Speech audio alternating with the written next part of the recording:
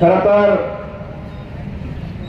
जानकर साहेब मी अकलूज मध्ये आल्यावर नेमकं भाषण काय करावं याचा विचार करत होतो आणि एक फेसबुकला मला क्लिप बघायला भेटली की अकलूजचा विकास झाला नाही, विकास झाला नाही, एकच नारा होता की अकलूजचा विकास झाला नाही. आणि मी माझ्या मनाला विचारत होतो की नेमकं आता ह्यांना काय करावं म्हणजे ह्यांना अकलूजचा विकास दिसेल. आणि मी बऱ्याच मित्रांना फोन लावले, म्हणलं चांगला डोळ्याचा डॉक्टर कुठेही नाही आमचा महाराष्ट्रात, कारण ही एवढी आंधळी झाली ह्यांना अकलूजला किंवा सोलापूरला ह्यांचा उपचार होणार नाही.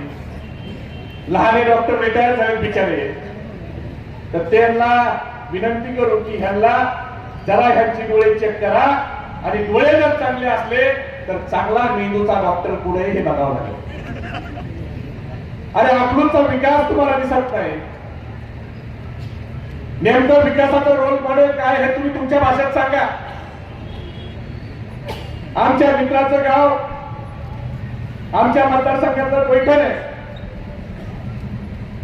जर अकलूजकरांना तिकडे येऊन विकास दाखवा किंवा जे पालकमंत्री ज्यांचा आडनाव गोरे पण धंदे सगळे काळे, त्यांच्या गोराटी वाडी गाव आहे, त्यात नेमकं तुम्ही अशी काय क्रांतिगिरी 15 वर्षात ती दाखवा आणि मग अकलूजकराला विकास मॉडेल दाखवा.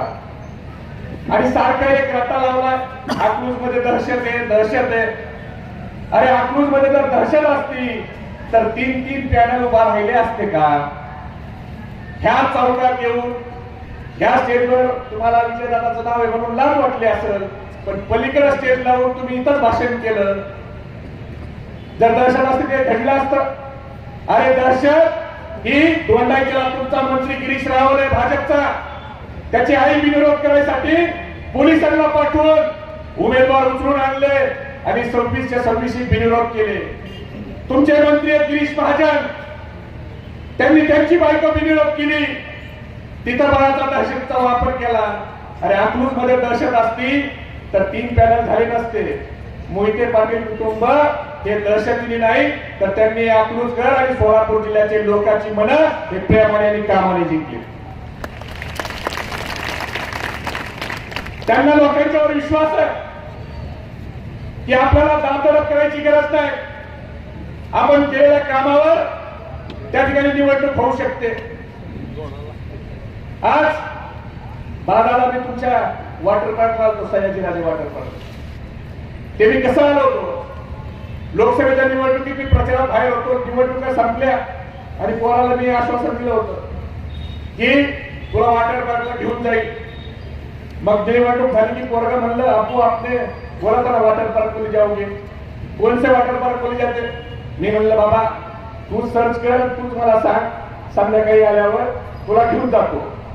त्याने सर्च केलं आणि संध्याकाळी मला सांगितलं की मला सगळ्यात चांगलं वॉटर पार्क हे सयाजीराजे वॉटर पार्क अकलूजचं वाटलं. मग मी त्याला घेऊन आलो. आदल्या दिवशी रात्री आला निघून इथं आदित्य हॉटेलला थांबलो. शालीमार हॉटेलला जेवण केलं. एक आईस्क्रीम चांगली होती, त्याचं काय मला दुकानाचं नाव आठवत नाही, पण तिथं आईस्क्रीम घेतली. आणि ज्या हॉटेलला मी थांबलो तिथं आमच्या भागातली 4 जणांनी रूम घेतल्या होत्या. आम्ही वॉटर तुमच्या इथं तिकीट काढून आलो. तुम्हाला कोणाला सांगितलं नव्हतं, नंतर सयाजीराजेला सांगितलं, ते भेटायला आले आणि धैर्यशील भैया नंतर रागवले की आम्हाला तुम्ही सांगितलं नाही. पण अख्ख्या दिवसात वॉटर पार्क आम्हाला बघणं झालं नाही, पण 4-5 हजार लोकांची गर्दी होती. त्याच्यात माझ्या तालुक्यातल्या आणि मतदारसंघातल्या आमच्या भागातले किमान 500 पेक्षा जास्त लोक हे रविवारच्या दिवशी मला तिथं भेटले. एवढ्या मोठ्या प्रमाणात पर्यटक इथं आले हे सयाजी वॉटर पार्क मुळे आले. आज त्याच्यामुळे हॉटेलचे धंदे वाढले, तिथं रोजगार लोकांना मिळायला लागला. धैर्यशील भैयांनी त्यांना घोड्याचा लई नाद आहे, बरोबर आहे भैया? त्यांनी घोड्याचा बाजार इथं आणला. वर्षातले 2 महिने देशभरातले व्यापारी इथे येतात. या व्यापाऱ्याच्या माध्यमातून इथले आमचा हॉटेल व्यवसाय चालतो, इतर सगळे व्यवसाय चालतात. याच्यातून रोजगार होत नाही.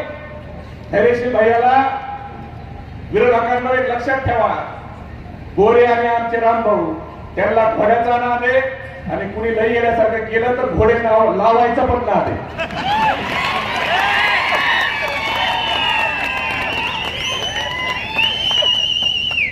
कशाला डावचाडूची करताय? शीतलताईच्या सभेत तुम्ही लाईट काढता, दगड टाकता. अरे ही आकृती संस्कृती नाही. महिला भगिनीच्या सभेवर दगडफेक करायची, लाईटा काढायच्या. अरे तुम्ही अजून आमदार नाही, नगरपालिका तुमच्याकडे नाही, फक्त राज्याच्या सत्तेच्या बळावर तुमचा एवढा मत, एवढी बसती. कधी अकलूज मध्ये असं झालं का? जानकर साहेब तुम्ही मोहिते पाटलाच्या कुटुंबाच्या विरोधात होते, इथं भाषण करताना तुमची लाईट कुठे कापली? कधी दगड टाकले? अरे तुमच्या सभेवर कधी दगड टाकले? 2-4 तरखला घेऊन येता आणि दगड फेकता. लाभ वाटायला पाहिजे. तुम्ही या आकृती संस्कृती बिघाडायला निघाला. महिला भगिनीच्या सभेमध्ये गोंधळ करताय. अरे लोकशाहीचा सगळ्यात पवित्र खेळ जर कोणता आहे तर तो निवडणूक आहे. निवडणुकीचा खेळ हा निवडणुकीच्या पद्धतीने त्या ठिकाणी खेळा. पण तुमच्याकडे सांगायला काहीच नाही. म्हणून त्या ठिकाणी तुम्ही आता ह्या पातळीला, मला आमच्या मित्राचा एक मित्र भेटला धैर्यशील भैया, तो मला सांगत होता की अकलूजच्या नगर परिषदेत लय पैसे वाटणार आहेत. अरे म्हणलं किती पैसे वाटणार आहेत? नाही म्हणलं लय पैसे वाटणार आहेत. अरे म्हणलं अकलूजची जनता स्वाभिमानी आहे, काय होणार नाही. नाही म्हणलं तुम्ही बघा धुराळा होणार आहे. मी त्याच्यासोबत पैन टाकली. म्हणलं आपण 3 तारखेला बघू. तो म्हणला 10,000 रुपयाची पैन टाकू. म्हणलं टाकली. तो म्हणला किती येतील तुमचे? मी म्हणलं आमचे किती येतील नाही, तुमच्या शून्यापेक्षा एक जरी जास्त आला तर 10,000 माझ्याकडून घेऊन जा. कारण त्याला म्हणलं रेट काय काढलाय तुम्ही? ते म्हणला 5,000. अरे म्हणलं 5,000 काय होणार आहे? ते म्हणले प्रत्येक मताला 5,000. अरे म्हणलं 5 वर्षासाठी मतदान द्यायचं. एका वर्षात पेट्या दिवस 365, 5 वर्षाचे 1825, 5,000 भागिले 1825 केलं तर 2 रुपये 73 पैसे रोज आहे. 2 रुपये मावशी चहा कितीला आहे आपल्याकडे अकलूजला? 3 चहा पितो का नाही तुम्ही दिवसातून? 4 पिता.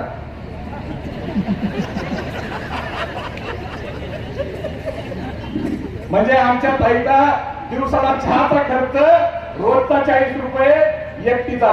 मैत्रीण असले, पाहुणे लावले असले त्यांचा वेगळा. अरे तुम्ही कुणाला विकत घ्यायची भाषा करताय? मग हे माणसाचं मन आहे आणि अकलूजकर एवढे स्वाभिमानी आहे, त्यांचं मन ते कधी विकत नाही. हे तुम्हाला 3 तारखेला कळलं. तुमची गल्लीपासून दिल्लीपर्यंत दादागिरी आणि सत्तेची मस्ती कशासाठी चालली? आणि असं काही नाही, त्यांना तुमचं काही राग नाही बरं का. ते फक्त भाषणात व्यक्त करतात. ते तुमचा तो ब्रँड आहे ना, तो बाईचा कोणता फेटली का काय कोणता आहे फटली, आपण काय पेत नाही. पण आमच्या मित्राच्या एका मित्रांनी सांगितलं, बरेच मोहिते पाटलाचे विरोधक तुमचं ताज बरोबर काही टाळत आहेत का? तुमचे बरेच विरोधक ताजला थांबतात कारण तिला ती तुमची वाईन प्यायला भेटती म्हणून, त्याची क्वालिटी चांगली. आणि ते तुमचं शिवामृतीच्या दूध नाही खाते, आईस्क्रीम, पेढा, लस्सी देखील दुसऱ्याच्या हाताने मागवते. कारण त्यांना माहिती क्वालिटी पाहिजे असेल तर मोहिते पाटलाची ब्रँडशिवाय दुसरीकडे जाऊन उपयोग नाही. आता उद्याला बोलावं लागतंय त्यांना, पण अंधारात तुमचा ब्रँड घेतल्याशिवाय त्यांचं काही भागत नाही जाणत. आणि काय दहशत दादागिरीची भाषा करतात? टीका केली एखाद्यावर तर ती पटली पाहिजे. बरं कोण दहशतमुक्त करायची भाषा करतंय? ते काय पालकमंत्री, ते पालकमंत्री असल्यासारखे वागायले.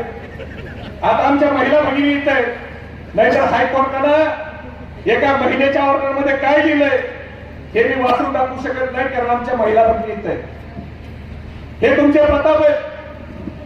अरे माहिनीचे देशमुखांचं मेडिकल कॉलेज तुम्ही हडप केलं. मी खोटं बोलत असेल तर 3 तारखेच्या आत जाऊन माहिनीला देशमुखांना जाऊन विचारा. त्यांचं मेडिकल त्या ठिकाणी हडप केलं. छत्रपती शिवाजी नावाची त्यांची संस्था आहे. ती संस्था यांनी मेलेले माणसं जिवंत करून त्यांचा ठराव घेऊन त्या ठिकाणी हडपली. आता मागच्या 2 महिन्यापूर्वी धर्मदाय आयुक्तांनी निकाल दिला. एवढंच जर प्रतापावर थांबत नाही हे जयकुमार गोरे यांच्याकडे तुमच्यापेक्षा विकास बाळाला जास्त आहे.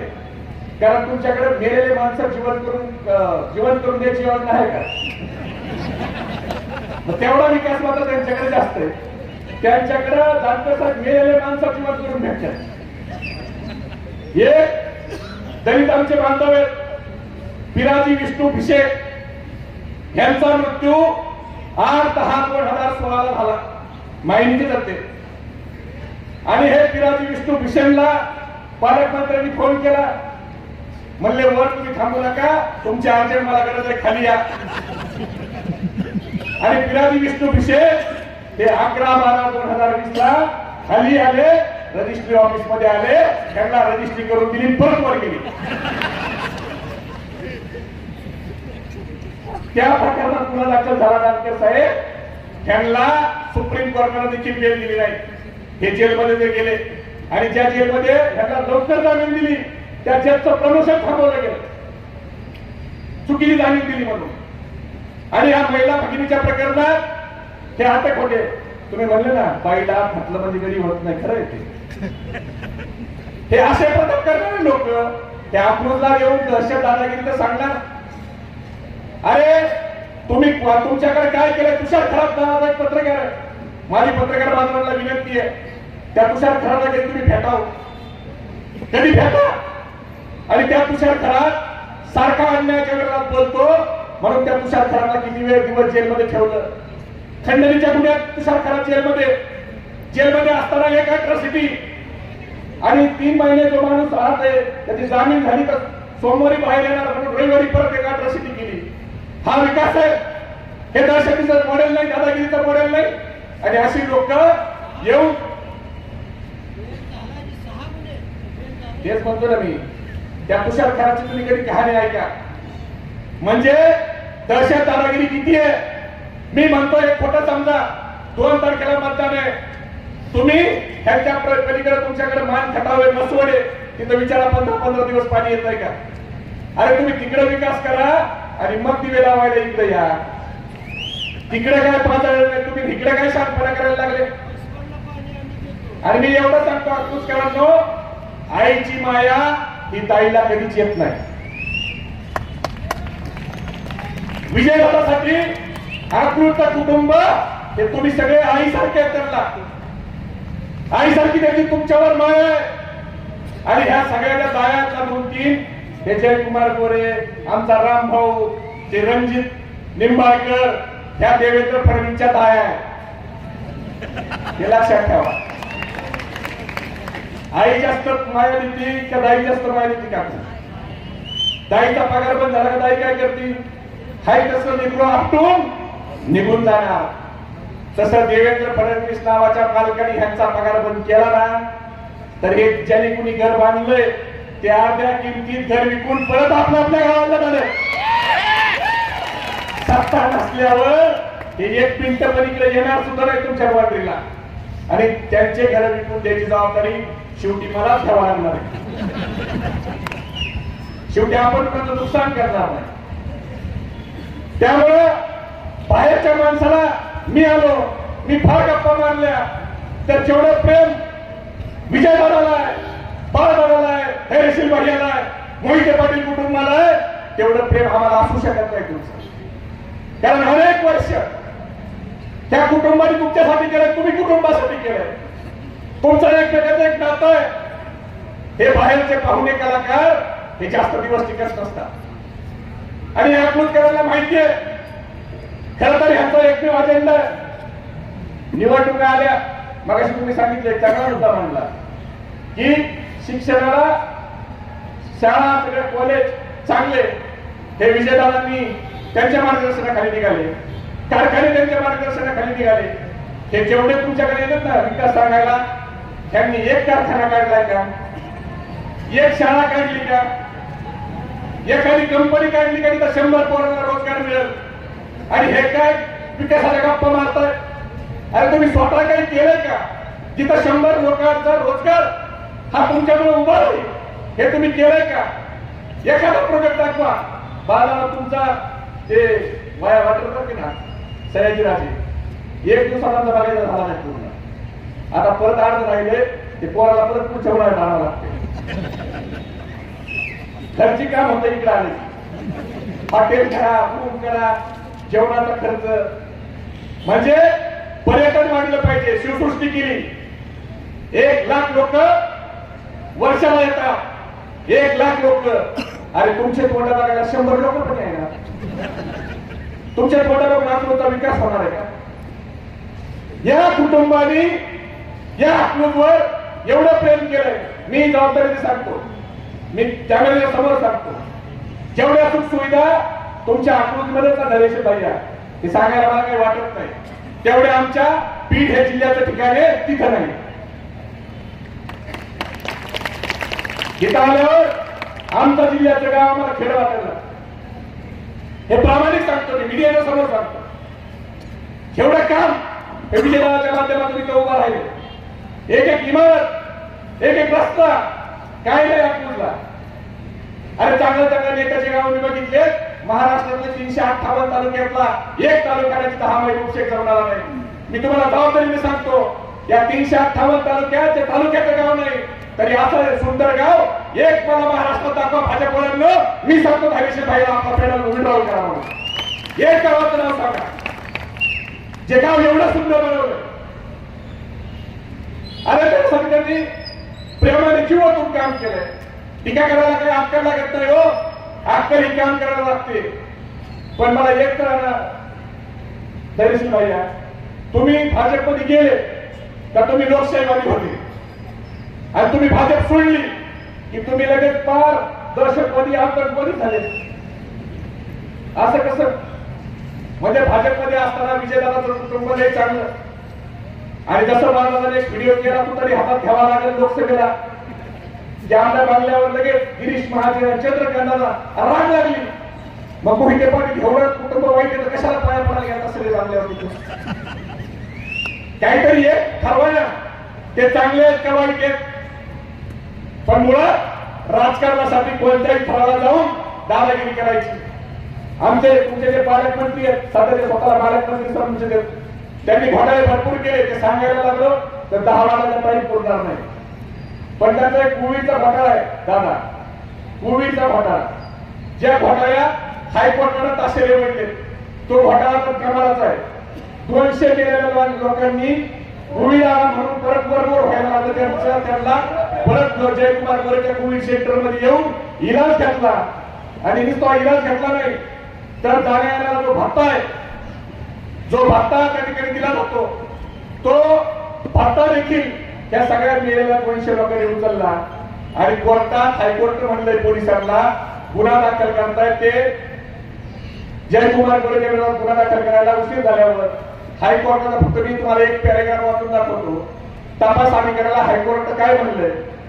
न्यायालयाच्या आदेशावरून वडूज पोलीस ठाण्याचे पोलीस निरीक्षक घनश्याम सुरवणे कोर्टात हजर राहिले होते. खंडपीठाने कठोर भूमिका घेतात. ते कोर्टातच घामाघूम झाले. एसी सुरू असताना तुम्हाला एकट्यालाच एवढा घाम का फुटला असा सवाल न्यायालयाने सोनवणे यांना केला. पोलिसांचे उत्तर कचऱ्याच्या डब्यात फेकण्यासारखं असं मी सांगत नाही, ते हायकोर्ट सांगते. त्याच्यावर बघा. आणि हे असले भ्रष्टाचार करणारी लोक, दहशतवादी करणारी लोक हे येऊन आपल्याला सांगणार पारदर्शक कारभार करायचा. आता दिल्लीपासून दिल्लीपर्यंत त्यांचा एकमेव अजेंडा आहे जातीवाद करायचा. आम्ही म्हणतो धैर्यशील भैया, आमच्या युवकाच्या हाताला काम द्या, आमच्या युवकाला रोजगार नाही हे म्हणत मच्छीद्वारचा भोंगा काढा. आम्ही म्हणतो आमच्या शेतकऱ्याच्या मालाला भाव द्या हे म्हणते मदरशावर हिरवा झेंडा काढून भगवा झेंडा लावा. आम्ही म्हणतो आमच्या शेतकऱ्याच्या मालाला त्या ठिकाणी पैसे मिळत नाही. जीएसटी वाढली, महागाई वाढली हे म्हणते हिंदू खतरे में है. म्हणजे भाजपाचा एकमेव अजेंडा हे जातीमध्ये धर्मामध्ये भांडणं लावायचे. ज्या जातीमध्ये जर राजकारण करू इच्छितात त्यांना मला एवढंच सांगायचं आहे की ना मंदिर की बात हो ना मस्जिद की बात हो, ना मंदिर की बात हो ना मस्जिद की बात हो. युवा बेरोजगार है, पहले उसके निवालों की बात हो। मेरे नींद को दिक्कत ना भजन से है ना अजान से है। मेरे नींद को दिक्कत ना भजन से है ना अजान से है। मेरे नींद को दिक्कत मरते हुए जवान और खुदकुशी करते किसान से है। आज शेतकरी आत्महत्या करतोय, या सरकारकडे त्याच्याकडे बघायला वेळ नाही। आणि हे 2-4 जे दावा घेतले जानकर साहेबांनी, हे भारतीय जनता पार्टीचे चिरकुटा, हे उठले की मुस्लिम समाजाला शिव्या देतात। तुम्ही म्हणले ना जानकर साहेब त्यांना सहमती आहे का? ते भाजपच्या सहमतीशिवाय बोलू शकत नाही। आता एक नवीन पार्टी आहे जी तुम्ही चांगले पुतणे, बाकीचे सगळे पुतणे काही चांगले नसते राजकारणात। एक पार्टी आपली चोरलेली, त्या चोरलेल्या पार्टीचे राष्ट्रीय अध्यक्ष झाले अजितदादा। ते म्हणतात की मी छत्रपती शिवाजी महाराज शाहू फुले आंबेडकरांच्या विचाराला मानणारा माझा पक्ष आहे, म्हणून मला मत करा। सेक्युलर मत हे माझ्यासोबत राहिले पाहिजे। दादा, मला तुम्हाला एक प्रश्न आहे, तुम्ही सेक्युलर म्हणताना स्वतःला, तुम्ही शाहू फुले आंबेडकरांचा विचार सांगताय, मग 6 महिन्यापूर्वी वक्फ बिलाचा जो काळा कायदा नरेंद्र मोदींनी आणला, त्यावेळेला तुमच्या पक्षाचे एकच खासदार आहेत, त्या खासदाराचं नाव सुनील तटकरे। त्या सुनील तटकरेंनी कुणाच्या बाजूने मतदान केलं? त्यांनी नरेंद्र मोदींच्या बाजूने, वक्फ बिलाच्या बाजूने मतदान केलं। आणि आमच्या पवार साहेबांच्या पक्षाचे 8 खासदार आहेत, त्यात आमचे धैर्यशील भाई आहेत, ते खरे सेक्युलर होते, म्हणून त्यांनी वक्फ बिलाच्या तटकरी कायद्याच्या विरोधात मतदान केलं। आमच्या उद्धव साहेबांचे 9 खासदार होते, त्यांनी विरोधात मतदान केलं। तेव्हा तुमची हिंमत आहे नरेंद्र मोदींच्या विरोधात मतदान करायची? तुम्ही नाही करू शकत। अरे तो संग्राम जगताप आमच्या नदीबद्दल बोलतो, आमच्या आया बहिणीबद्दल बोलतो, हिंदू मुस्लिम समाजामध्ये द्वेष निर्माण करायचं काम करतो। जर तुम्ही सेक्युलर असता तर तुमची हिंमत काय झाली नाही संग्राम जगतापांना पक्षातून करायची? पवार साहेबांच्या पक्षात जर असं कोणी वागलं असतं तर पवार साहेबांनी राजकीय फायदा तोडण्याचा का विचार केला नसता। पहिल्या दिवशी त्या आमदाराच्या पेकडात लाल घालून त्याला पक्षाच्या बाहेर हाकलला असता। तुम्ही सेक्युलर? हे अजितदादाचं कसं झालंय? मकरंद अनासपुरेचा एक पिक्चर आहे, गल्लीत गोंधळ दिल्लीत मुजरा, बघितलाय का आपण? जानकर साहेब तसं झालंय यांचं। दिल्लीत मोदी शहराला म्हणायचं हम साथ साथ है, मुंबईत देवेंद्र फडणवीसांना म्हणायचं हम साथ साथ है, आणि अकलूजच्या गल्लीत आलं की भाजपसोबत म्हणायचं हम आपके है कोण? आणि असं कसं झालं दादा? तुम्ही जर अकलूजच्या गल्लीत भाजपच्या विरोधात आहे तर दिल्लीत देखील तुम्ही भाजपच्या विरोधात बसायला पाहिजे ना। तिकडे हम साथ साथ आहे, तर हम आपके है कोण असं करत आलं। पण मुळात भारतीय जनता पार्टीनं ह्याला मत खायसाठी सगळीकडे उभा केलं। आता अजितदादाची पार्टी ही भाजपाची बी टीम म्हणून काम करायला लागली। जर अजितदादाचे उमेदवार कोणी पक्षाचे मत मागायला अल्पसंख्याक मोहल्ल्यामध्ये आहे तो उनको पूछो की संग्राम जगताप कब रहा है प्रचार में? कारण हे लोक जाती धर्माच्या पलीकडे ह्याला काही घेणं देणं नाही। मित्रांनो, निवडणुका आल्या की जातीपातीचं राजकारण करतात। मला आपल्याला एवढंच सांगायचंय, मी विजयदादांनी काय केलं, फक्त अकलूज या जिल्ह्यासाठी काय केलं हे मी तुम्हाला वेगळं सांगायची गरज नाही। फक्त एवढं सांगतो, एक जरी नगरसेवक जर त्यांचा निवडून आला, एक तरी 26 आपले एक 25 जरी नगरसेवक नगराध्यक्ष आपला आला तरी माझे 10,000 रुपये बुडत देत राहू। तेवढी काळजी घ्या। 26 पैकी 26 नगरसेवक नुसते निवडून आणू नका, तर समोरच्याचं डिपॉझिट जप्त झालं पाहिजे अशा पद्धतीने मतदान करा। कारण ह्या अकलूजला बदनाम करण्याचं काम, अकलूजमध्ये दहशत दादागिरी आहे हे खोटं सांगण्याचं काम हे लोक करतात, ज्या लोकांनी अकलूजसाठी गाडीचं काम केलं नाही। जानकर साहेबांसारख्या माणसाला सोडून रामभाऊ तुम्हाला तिकडून आणून त्यांनी खांद्यावर घेऊन आमदार केलं राव। हा, तुम्ही चला बघायला देतो तुम्हाला, त्याच्यासाठी सांगितलं मी। अहो सांगायला नाही काय तर सांगू काय, काहीतरी असायला पाहिजे सांगायला। म्हणून मी म्हटलं ना, जे इथं येऊन विकासाच्या गप्पा मारतात ना जानकर साहेब, त्या आमच्या मित्रांनी त्यांनी काय केलं हे सांगायला पाहिजे आणि तुम्ही त्यांना विचारायला पाहिजे। कारण आपल्याला त्यांनी आमदार केलं, त्यावेळेला ते चांगले होते. जर त्याची दहशत आलागिरी असती तर तुम्ही आमदार एवढ्या नवीन नौका माणूस झाला असता का? तर झाला नसता, याचं भान ठेवा. आणि येत्या 2 तारखेला तुतारी वाजवणारा माणूस आणि मशाल या चिन्हावर मतदान करून समोरच्याचं डिपॉझिट जप्त करणार का? एवढा कमी आवाज आमची जी लोक आहेत मित्रकंपनी सगळ्याला कानाने कमी ऐकायला येते. तुम्ही जरा जोरात बोलले तर काय काय बसतील त्यांचे डोळे पण नीट होतील. डिपॉझिट जप्त होणार का? मग मी घोषणा देतो, हात वर करून घोषणा द्या. आपला हात वर असताना शेजाऱ्याकडे लक्ष ठेवा. ज्याचा हात खाली आहे समजून घ्या, विरोधी पार्टीचा खबरे आहे, आपलं काय चाललंय होतं ऐकायला. छत्रपती शिवाजी महाराज की जय. आदरणीय शरदचंद्रजी पवार साहेबांचा विजय. दादा तू मागे पडो. आदरणीय विजय दादांचा धन्यवाद. जय हिंद, जय महाराष्ट्र, जय राष्ट्र. धन्यवाद सन्माननीय महबूबजी शेख साहेब. यानंतर सभेत संबोधित करण्यासाठी मी आमंत्रित करतोय माननीय लोकप्रिय खासदार